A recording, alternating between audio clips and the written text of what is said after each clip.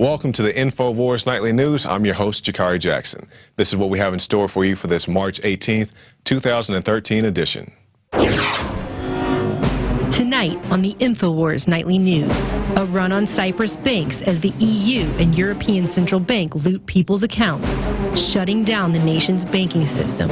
Will Italy be next? Then, a TSA goon squad swarmed Chicago's Metra train, claiming a man's medical test was a nuclear threat. Plus, behind Al Gore's green lie, hard proof global warming forecasts costing everyone billions are and have always been wrong. All that and more on the Infowars Nightly News. And welcome back. Top story headline: the rape of Cyprus by the European Union and the IMF. Now, just for a little background information on Cyprus, it's a little island that joined the Eurozone back in 2008, and the people there in Cyprus are having some difficulties by fraudulent taxes on their bank investments, where people are just being ripped off by the, well, not even bank investments, just their bank accounts are being ripped off by the government there. And also they're experiencing a bank holiday, meaning that they cannot withdraw any of their funds. Let's take a look at the article. We'll just slide through a few points here. There was no tax on the bank accounts in Cyprus. That's one point. A bank account is not a bond or a stock or any sort of investment. A bank account is the private property of a citizen or a corporation and does not belong to the government. There is a deposit insurance in Europe. It guaranteed that the bank accounts of citizens would be insured up to 100,000 euros. And there are many other points, great points to point out, matter of fact, in this article. I definitely encourage you to go ahead and read it for yourself. But it's a telling thing. You know, we've seen bank holidays and things such as that. People just having their money taken out of their bank accounts with really no explanation. Just fraud is basically what the explanation is. And tying into that, we also have another article. The banking chief calls for a 15% looting of Italian savings. That's a great graphic right there. That's pretty much what it is. The news of the International Monetary Fund initially demanded to loot a shocking 40% of savings from the private bank accounts of Cyprus underscores the infamous IMF riot, as the chief economist for the German Commerce Bank calls for Italians to be similarly plundered for 15% of their savings. George Kramer, chief economist for the German Commerce Bank, said a tax rate of 15% on the financial assets would probably be enough to push the Italian government debt below the critical level of 100% of gross domestic product. And for more on that, Gerald Salente was on the Alex Jones radio show, and he has some thoughts to share. All right, first, very important, a trend tracking tip. I write about it all the time. They always do it after the markets close, after it's too late. Whether it's a downgrade of a country's creditworthiness, releasing information about a big lie that they were covering up and are obligated to tell it about. It gives them time to rig it during the weekend so it doesn't go down as much as it should. Number two, what you said, the white shoe boy lingo. How about calling it a tax on deposits? Isn't that a nice word? How about stealing your damn money? The other important point, we're only talking about a $10 billion bailout here. This isn't a big one. It shows you the fragility of the entire system. The next important point, you're hearing now from the American Banking Association, from D.C., don't worry about it, Americans. Your money's insured. Yeah, just like it's insured over there in Cyprus. As a member of the Eurozone, the money's supposed to be insured for 100,000 euros, about 125,000. But it's not insured from them stealing it. Exactly. But here's what I believe they're going to do. When the crisis starts spreading, what they're going to do, they're going to devalue the currencies. So they're going to say, yeah, don't worry, your money's insured. But guess what? It's only worth a fraction of what it is. And we're talking about what?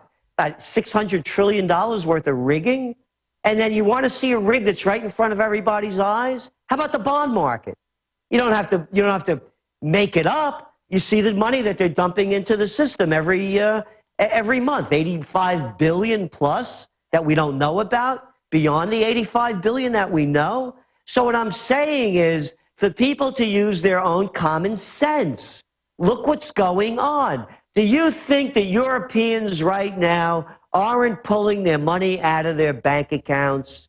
Don't you think that they're freaking out because they see what's going on? This deal, when I've been reading everything coming out on it, when the people from Cyprus, the president and the finance minister, went to Brussels, the deal was already done. The Germans told them what they were going to do, and they were going to take the money from the depositors. And where's the money going? The money is going, it's not, they talk about the banks in Cyprus, and they talk about the banks in Italy and in Spain. No. These are the big German banks, the Finnish banks, the Dutch banks, the Belgian banks that loaned all these banks in the smaller countries the money to loan out. They didn't get that money on their own. So what they're doing is they're really taking this money from the bottom so they could pay off the big guys at the top. So all I'm saying is if anybody thinks that they're not going to screw you, well, good for you. And great points as always from Gerald Celente. Next story. Rabid organ transplant kills Maryland man. A man in Maryland has died of rabies, which he contracted from an infected kidney transplant. The Centers for Disease Control say the doctors did not suspect rabies as the cause of death in the donor and did not test for it. The donor died of raccoon rabies in Florida in 2011. I think it's also important to point out that the donor also donated to 2 other people who are being treated for rabies, but this particular gentleman died from rabies. And I think it's a good practice to find out where these organs came from. They say that the doctors didn't know how the guy died, but, you know, if you're putting something into somebody else's body, I mean, did the guy die in a motorcycle accident? Was he attacked by a shark? I mean, how did the guy die? And more for the medical malpractice, we have this article by Mike Adams, and it points out the death of firearms versus doctors and or drugs, and we'll show you that here on the screen. And it just points out that how all the things in the medical category, if you add up everything, the death by firearms, if you added up every single thing in that category, you can see on that graph right there, they would not even total one of the things in the medical category. So again, if you tallied up everything in the death by firearms, they don't get close to touching anything on the death by the medical system. Not saying all doctors are bad. Be sure to check in with your doctor regularly, but, you know, things do happen, and definitely be aware that it's not all foolproof. Next story. Feds form Metra train after detecting nuclear risk. Now, there's a fatal flaw right in the headline itself, detecting nuclear risk. Let's find out if there was a risk at all. Sources say that the agents were members of the elite TSA Viper team on the 5:04 p.m. Union Pacific West line. They were carrying handheld nuclear detection devices that picked up a reading. And what was the reading that they found? It was a gentleman who had recently come back from a radiation treatment, something that most, if not all, hospitals in the United States provide. So if these Viper teams are going to be on your trains and your buses and whatever else, I think it's going to be a pretty regular thing that the Viper teams storm on. If we can put that graphic back up, and you can see the teams coming through. Hey, whose bag is this? Whose coat is that? And, you know, what's going on? And the guy says, hey, man, I just stopped by the doctor. And, oh, okay, then, you know, so they basically held the people hostage there for about 10, 15 minutes and then let them on their way. But the thing that surprised me was the gentleman himself.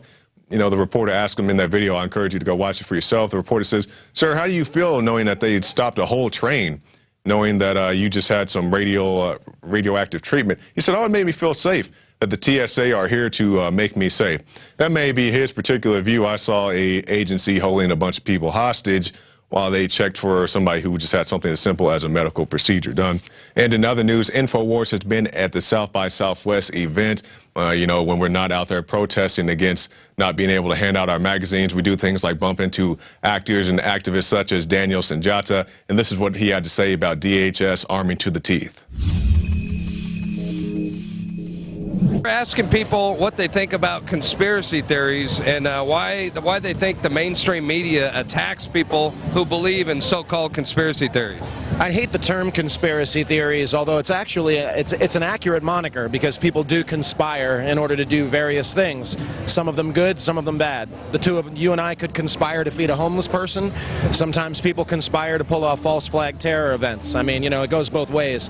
Unfortunately, the term has been, you know, co-opted and turned into a term of dismissal, a label that that serves to dismiss what someone is saying without actually giving the facts that they may be presenting a fair chance. And I'm sorry, but I'm just tripping out over this drone flying around taking pictures of people. This is unbelievable. I'm sure you guys were already taking footage of this, That's but right. Wow, man. And I'm sure that there's only non-lethal weaponry aboard. It's probably just, you know, tasers and yeah. Well, the FAA just announced that by the year 2020 that they expect that there will be over 30,000 drones patrolling U.S. airways. It's sad and unfortunate. The Department of Homeland Security, they just recently purchased 2 billion rounds of ammunition. Right about that. A lot of that's hollow point tips, that sort of thing. I mean, it's tanks as well, right? Tanks as well. I mean, it's crazy. Do you think that they are preparing for like a Red Dawn type of situation, or could this be civil unrest, or even worse, you know, war with the American people? I don't know about just an all-out, you know, unprovoked strike against the American people. I think that might be a little bit extreme, but clearly people are starting to get upset about the moves that they see their government making, and they're probably preparing preemptively to, you know, they're probably preparing to lock us down in case we were, you know, to do something that they didn't want us to do, to rise up against them or what have you. So absolutely. Yeah. False flag terrorism, what's the first thing that comes to mind when I say false flag terrorism? Obviously 9/11. But you know, it's something that governments have been doing, you know, in various countries for a very long time in order to push forward agendas. Sometimes it's difficult to tell whether certain things actually just happen because of a confluence of circumstances and events, and then, you know, whether it's a shock doctrine-esque kind of approach. They have an agenda, something happens literally to randomly happen, and then they use that, they exploit that in order to push forward whatever that agenda may be, or whether they sometimes orchestrate events in order to push forward agendas. There's definitely a vast difference between the two, but that's what I think about when I think about the term false flag. All right, you're going to be in town for a couple days. You should come and be on the show, man. You know what? I am going to be in town for a couple days, but I'm here with the cast of a television show that I'm doing, and we actually, a lot of our time is spoken for, so I don't know that I'll be able to come by the studio, but I do send my shout-outs to Alex. I remember fondly my appearances on his show, and keep fighting the info war. People need to be informed.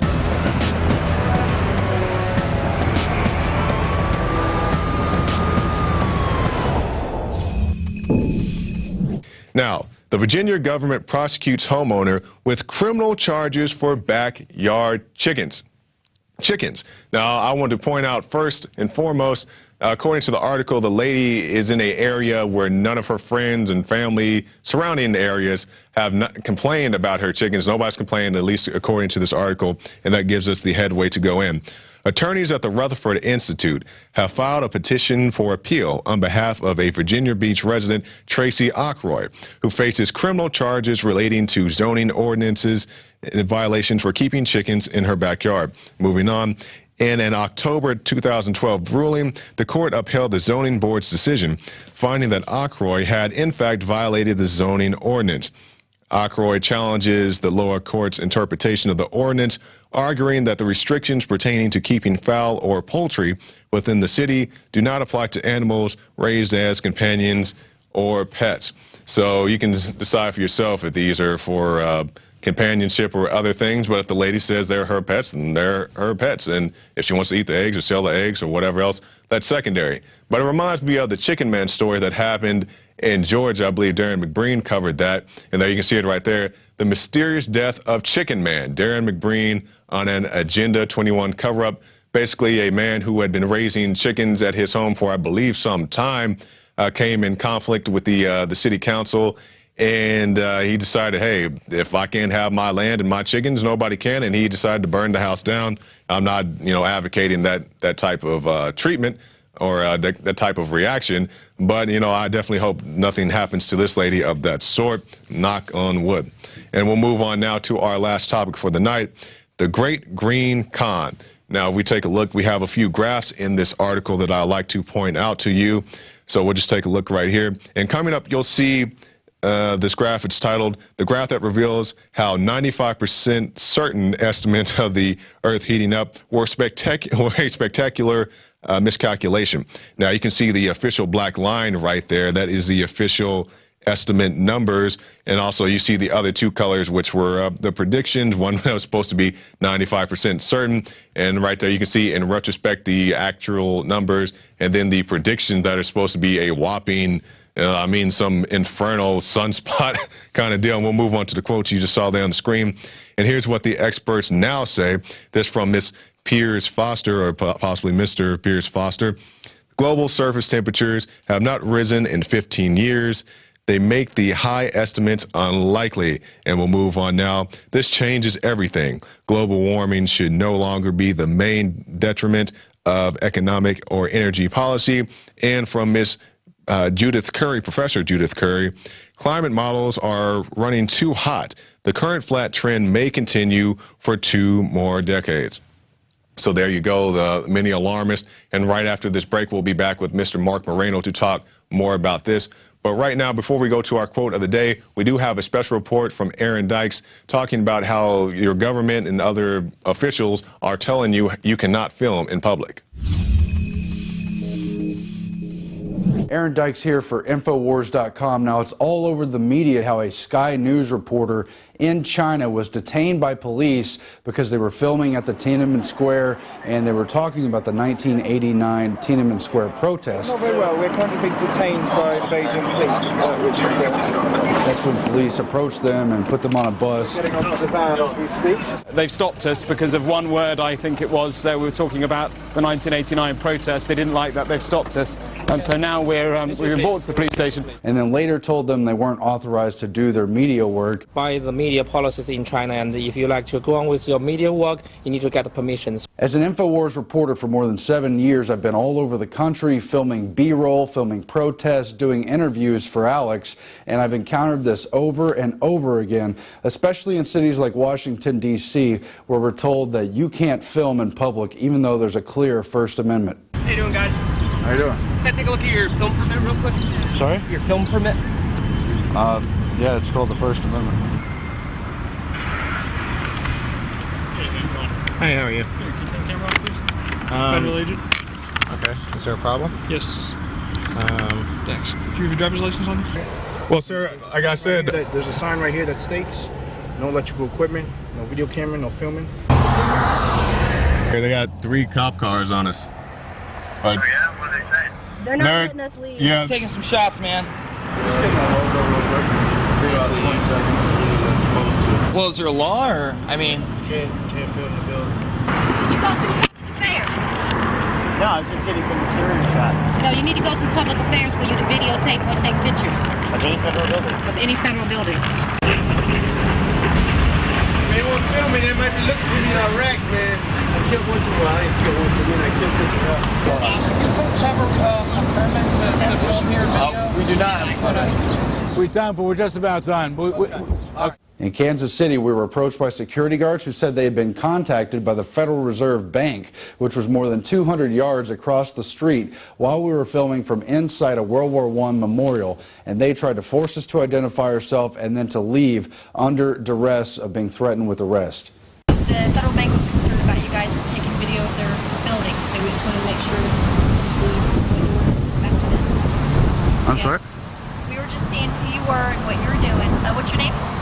My name's Aaron. Okay. You're fine. You're not doing checking out this memorial. So. You're not doing anything wrong, okay? What's your last name, sir? I'm not going to give you my last name. Then you guys can leave right now. Come on, guys. Let's go. Guys, let's go. Now, why do I have to leave? Because you're with them. Where's the property end? Okay. Well, if he gave his name, then he doesn't have to leave. He did give his name, but it's kind of guilt by association. You guys need to go ahead and go. What is guilt by association? Sir, we're not going to answer any more Leave. questions. You can go to jail or you can leave. Are you a police officer, sir? We've We do have arrest powers. Do you want to go to jail? Am I under arrest? No, you're not under arrest. Not yet. You need to leave. You're encroaching on our First Amendment right. No, we are not. Why not? This is public property? We have a right. Go ahead and go. Now. Then at the Texas Capitol, I was approached by an aggressive officer who didn't like the fact that I was filming and tried to force me to identify myself and detain me until he talked with his superiors.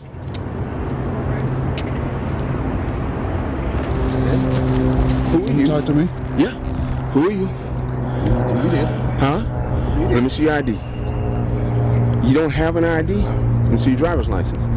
Peace officer, sir. I'm a state police, and put the camera some other direction. Don't touch my camera. ID, sir. Show me your ID, please. Why? Suspicious person, how's that? Let me see your ID, please, sir. It happens at airports, even though TSA's own policy admits that people have the right to film their encounters. We're told over and over again that we can't film TSA and that we don't have a right to report on what's happening inside airports, in clear violation of the First Amendment and common law. I want to film this. Okay, you can't do that. It says on your website we can. Your website says we can. Sir? Sir, the First Amendment says we don't need permission. Yes, you do. It's the first. Sir, do you write the Constitution? Alex Jones encountered this in 2004, as you've seen in his film Martial Law, where thousands and thousands of protesters are arrested for no reason, and journalists are intimidated again and again by police and told they don't have permission to film on the city streets of New York. The police have been arresting reporters across the city, and a judge had ordered them to stop, but that just seemed to encourage them. Take him out. How about we go to whoever gave those to you and get them revoked? I just asked you to do me a favor and not tape over here. It's my fault, sir. I'm his boss. No. Listen, first of all, I'm talking. I don't need you to interrupt me while I'm talking. All right? Okay. And I just got finished telling him that I don't want him taping over here. Meanwhile, trading videos created by Homeland Security and sent to law enforcement agencies throughout the nation advise officers to view photographers as potential terrorist threats and to run them through the terrorist screening database. See way down there? There's a woman taking photos of the dam. Someone called 911 and reported a suspicious person. As you guessed, she's going to be a Category 3 hit. And since it's very important that we don't let her know that we know, both the dispatcher and the officer need to make sure she doesn't hear the radio traffic. Stand by. If I could ask you to wait right here, please. Sure. All over the country, there have been cases of reporters being arrested for simply filming federal buildings or police officers. Police arrest folks all over the country for filming them in public, no matter how many times state and federal courts say it's constitutional. And federal buildings, they'll say don't videotape, even if it's the middle of downtown Austin, like we're terrorists. Our own Infowars magazine reporter was threatened with arrest for filming a judicial building in downtown Austin until Alex Jones protested the building and got them to admit that indeed the reporter had the right to take photographs of the building. But listen, all I'm saying is okay, so it's not illegal for her as a journalist to take photos of this building across. Okay. Because I had to sit there and explain to her that she's not going to go to jail. In states like Illinois, they've abused wiretapping laws set up in the 70s meant to protect people from covert recordings and tried to apply them to out in the open cameras and audio recorders, trying to say that it's a crime. Authorities are being ordered to stop arresting and charging citizens who record audio of police in public. But the ruling is only a temporary order, which says the Illinois eavesdropping law likely violates the First Amendment. And they've even threatened people with life in prison for multiple counts of filming police. Allison had faced eavesdropping charges for recording audio of law enforcement in public. Crawford County State's Attorney Tom Wiseman charged Allison with 5 felony counts. Each carries up to 15 years in prison. Do you really think he deserves prison time? It's not only outrageous, but it's a total chilling effect on free speech. Just last week during South by Southwest, our Infowars street team was ticketed for trying to hand out free magazines. Again, a violation of the First Amendment. As Infowars is handing out our monthly magazine for free, South by Southwest got some Austin police officers to issue warnings, then tickets when we wouldn't stop. But there is no ordinance against handing out free information on public streets. And it wasn't until Alex Jones went down there to protest that police backed off, and many of them admitted they thought it was wrong. Did you hear that? Now South by Southwest people, because they didn't get the cops to harass us, because the cops are now behaving like they should under the Constitution, they're now having people come up and harass us saying you can't on city streets hand a magazine out because you're not South by Southwest. So while we put the spotlight on the case of Mark Stone from Sky News and what happened to him in China and how they interfered with the media there, we should keep in mind that our own country is under attack, and if we don't stand up for the First Amendment, we're going to lose it. In the name of terrorism, they've tried to chill speech and criminalize photographing public officials, police officers, and just public events in general. We can't let them do it. We have to stand up to it and say no and stand up for our right to film. Signing off for Infowars.com, I'm Aaron Dykes. I want to quickly remind you, you could sign up for our free newsletter at Infowars.com/newsletter, and when you do it, you'll get a free e-version of our very popular Infowars magazine.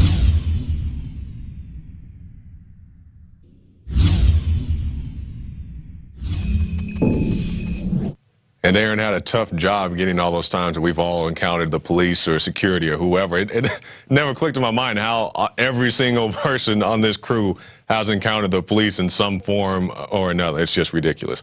So we'll move now to our quote of the day. This from Fight Club, or the author of Fight Club. Our generation has had no great war, no great depression. Our war is spiritual. Our depression is in our lives. That's from Chuck Palahniuk. Now, stay tuned. After this break, I'll be right back with Mr. Marc Morano, where we talk about all things climate. So stay tuned. I'm Darren McBreen, and these are some of the new items that are available now at InfoWarsShop.com. Alert the public to Obama's blatant abuse of power with the new Obama t-shirt. Obama's Joker face on the front and come and take it on the back. It's time to publicly call him out for what he is, a tyrant. Defend the Second Amendment with our top seller Come and Take It t-shirts. And look at that, women's cut tank tops and t-shirts now available. Nice hat. Plus the Don't Tread on Me flag. And now you can become a micro distributor of the Infowars magazine. Plus, get your own copy delivered right to your door each and every month. And if you're tired like I am of you and your family being exposed to polluted drinking water, get the Pro One High Performance Water Filter. It gets rid of all pathogenic bacteria, cyst, fluoride, heavy metals, and numerous other contaminants. So join the revolution at InfoWarsShop.com. Infowars magazine is more than just our answer to the internet kill switch. We're also going back to the roots of this country, when our founders, for a decade before 1776, known as the pamphleteers, with hundreds of little printing presses in every colony, got out the real news, the real information, and countered the system. This is tailored, designed with the truth to wake up your friends and family. This is the 21st century version of the pamphleteers. So get them at InfoWarsShop.com or InfoWarsStore.com.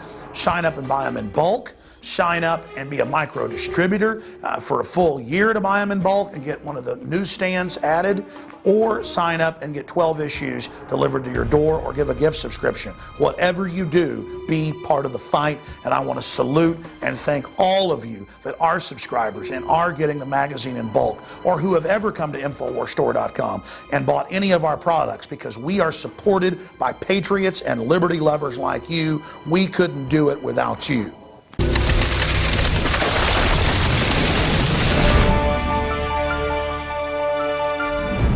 And welcome back.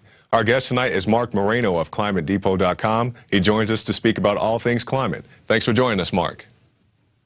Thank you very much. All right, now I want to start with this article we have right here. We cover this in our news portion. This is from the Mail Online. Headline, The Great Green Con #1.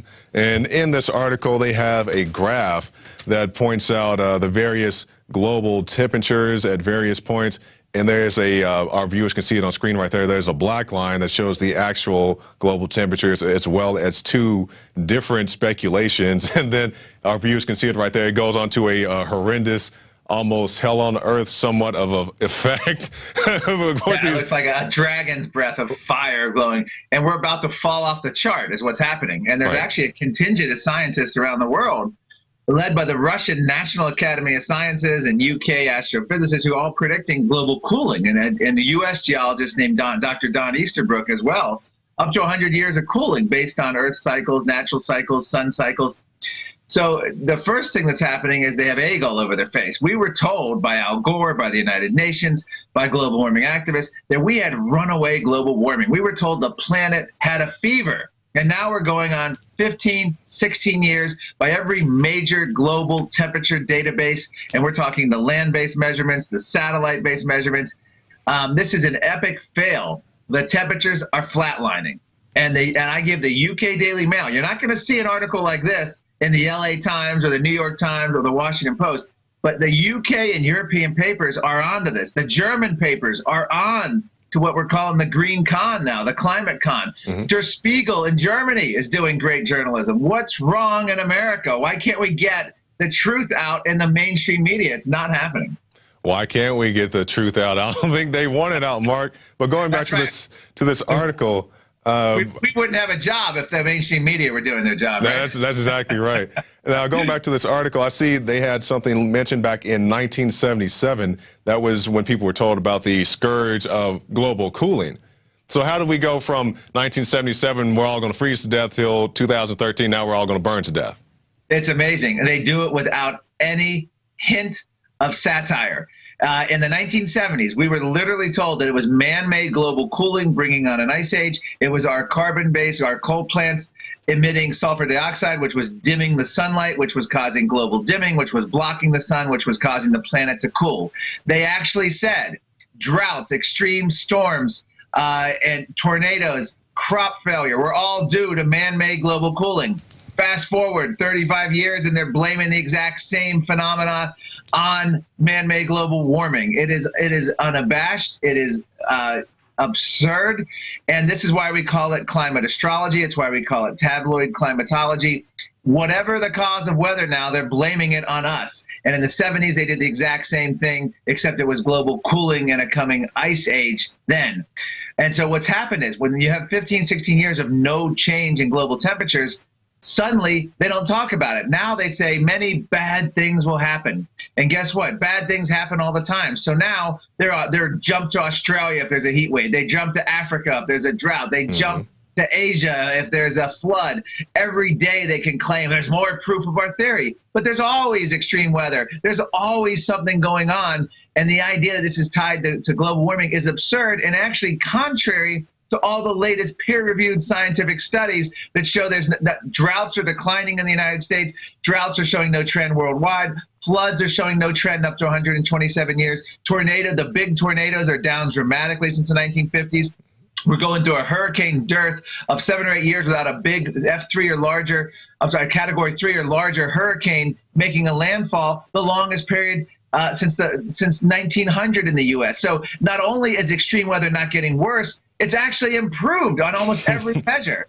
But they can always say, well, we've had a worse drought in 2012 than we did the previous 5 years, and so it's getting worse. And if this keeps up, and they project all this silliness in the future, it's not science anymore.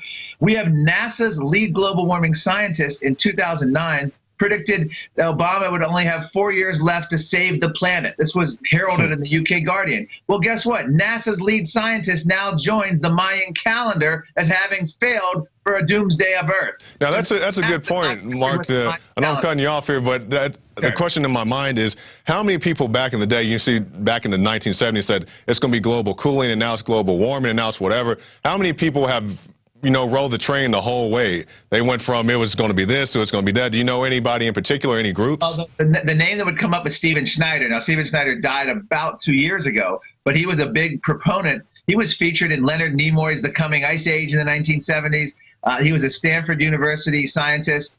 And Stephen Schneider predicted that it was warning of the man-made global cooling ice age, and he later became a global warming alarmist in the late 1980s. It took him probably less than a decade to shift gears fully. And then NASA's James Hansen, a lot of his colleagues at NASA were involved in the original. I can't find a direct record of NASA's James Hansen, but some of his colleagues at NASA were directly involved in hyping the man-made global warming scare, as was our CIA, as was our National Academy of Science, as was the popular media, as was people like climatologist Reed Bryson. He's unique because Reed Bryson, he was from University of Wisconsin.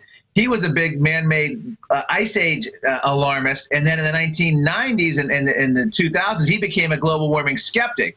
So you have to respect him because he realized the error of the climatologist ways in the 1970s by jumping on the bandwagon, and he became one of the most rational global warming skeptics, you know, from the decade until he died. I think in 2008 he died.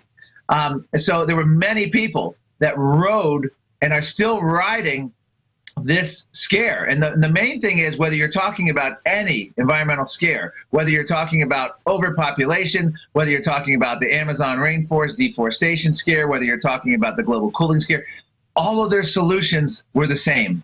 It was always more central planning, more international bodies, more government control, more changes in our lifestyle, more intervention by government to take away our freedom, to take away our liberty, to take away our economic choices. This is what the solution always is, because the intellectual left, if you can call them intellectual, or the activist left, uses the environmental movement to advance the cause of statism and international bureaucracy expanding. And that's what they've always done. And they're riding global warming all the way to the end. They've tried a little bit at the UN Earth Summit, which I attended in last June in Rio de Janeiro. They tried to shift gears and make it about species extinction, but they just couldn't get any traction. They had hardly any nations attending. It was a big bust. So now, with Obama's reelection, with Hurricane Sandy, they've reactivated global warming without the actual global warming, because the temperatures are rising, into the extreme. It's called global weirding, in the words of the New York Times. That's what they call it now. It's global weirding. The weather is so weird. And it's just an insult, because A, the weather's not weird, B, the weather's always changing, and C, there's always extreme weather no matter where you go. But it'll all go away if you just start paying your carbon taxes, right? That's right. And that's the most absurd. We have Barbara Boxer, the chair of the Senate Environment and Public Works Committee, actually making multiple claims that we needed to pass a carbon tax or cap and trade in order to improve our weather. We have U.S. Senator from Michigan, Debbie Stabenow, saying she feels global warming when she flies in the form of turbulence on the airplane, because the storms are worse. She senses the storms are worse when she flies, and she's blaming it on global warming. We have President Obama, who's on record as saying, had we passed a climate bill in the U.S. Congress, we would have kept the Earth 4 or 5 degrees cooler for our children and grandchildren, let alone the fact his own EPA admitted the climate bill, not only would it not have impacted global temperatures, it wouldn't even have impacted global CO2 levels. I think the temperature raise, according to Obama, is that he has all these drones dropping their hot ordnance everywhere. But I want to point something out to you, Mark. I guess you're the man to talk to about this. We went out to South by Southwest. You may have saw we had a big protest out there because they wouldn't let us hand out our Infowars magazine anyway. I was out there, and some guy comes up to me when I'm with my camera, and he says, "Hey, man, I just came, and I just saw Al Gore, and it was great. It was powerful. It was this, and it was that." And I asked the guy, and I'm playing devil's advocate with him. So you think global warming is real? He's like, "Oh, yeah. We've had Hurricane Sandy, and we had the drought in Texas." And I say to him, this is what I say, "Sir, we've always had hurricanes and droughts and tornadoes." He's like, "Yeah," but then he switches his argument. You know, it's this double thing. He's like, "Yeah, we have that, but then we have all this pollution and stuff." Like, things I do agree, we do have pollution, Mark. I'm not debating that aspect, but you're telling me because somebody throws away a half-eaten hamburger in Kentucky that causes a drought in Texas, that makes no sense to me. And that's what they want you to believe. And you're right. When you start debating the science, and I went on with Bill Nye, the science guy, I went on with the Sierra Club president, on CNN's Piers Morgan, and I actually cite all the peer-reviewed studies in the journal Nature and the hydrological journals, and it's like they don't have a case. When you hear the actual science, even the global warming activists who do this can't skew the studies, they still show no trend or declining trends. They have no rebuttal. And then they'll actually come down to, well, then they shift over and they say, well, the models show and predictions are. When reality fails, they come up with a lot of scary predictions. And I credit Penn and Teller, the comedians, with this. They did an analysis in the 1970s when you had people like Paul Ehrlich warning of doom just 5-10 years into the future.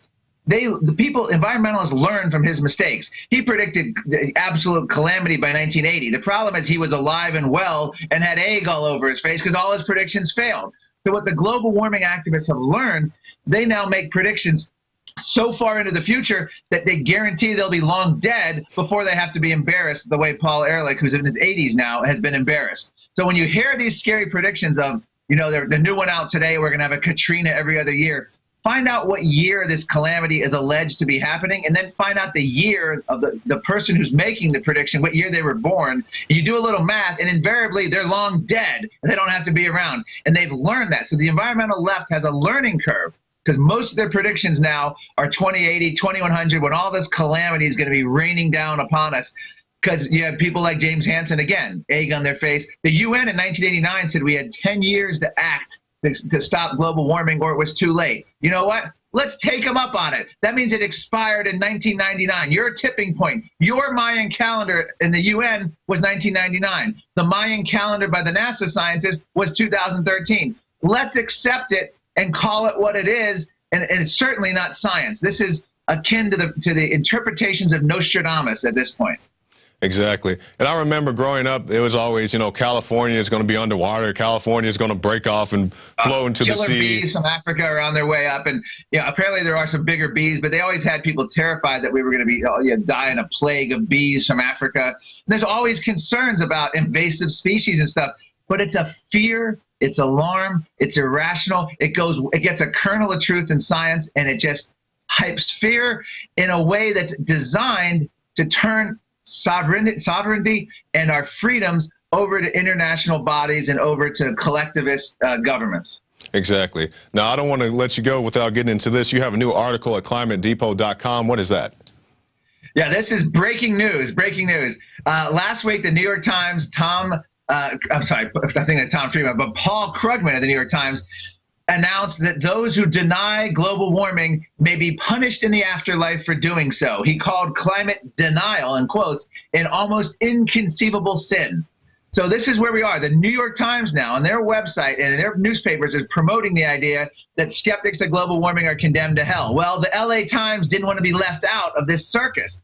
So today in the LA Times, global warming activist and good friend of Al Gore, Bill McKibben, who's always a regular on late nights with David Letterman, showed up and said that white America is the problem, that white America has fallen short by voting for, quote, climate deniers, unquote.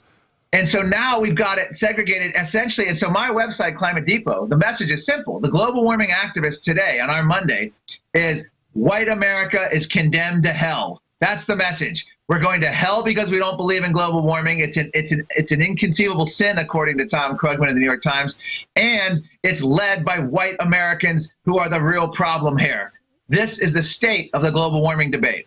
Yeah, I mean, it always deteriorates down to just racial things. Like I believe it was LA Times last week said, if you're a white Southern gun owner, especially if you have any type of religion, you're a terrorist.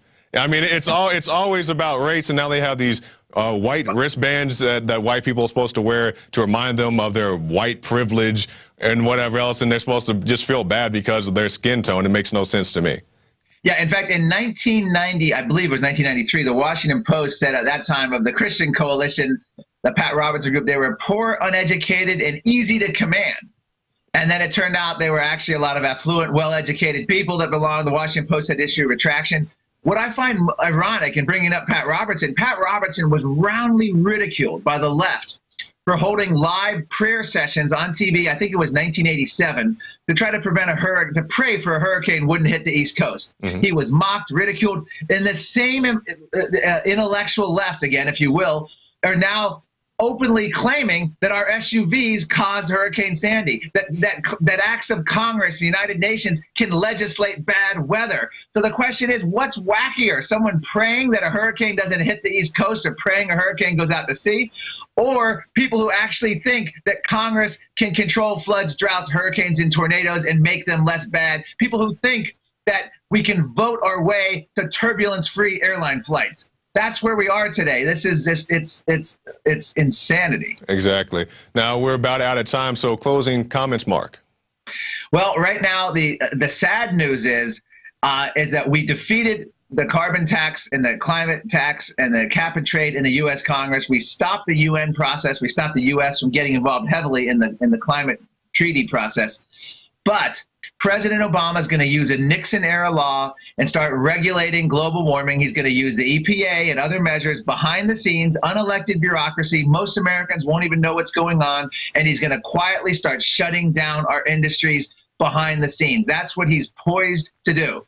And the question is, can the Republicans threaten to defund these agencies? I doubt it. Can the Republicans make a coherent case of why he shouldn't do this? I doubt it. Can President Obama get away with this without the public largely being aware? I think he can. And so we're in a situation where we've won almost every single battle of this war, but the climate war, but we're about to lose the entire war. We've won every battle, but we're about to lose the whole war if this goes forward. And it's a very frustrating situation. Marc Morano, ClimateDepot.com. Thank you for your time, sir. Thank you. Enjoyed it. Thank you. And there he goes.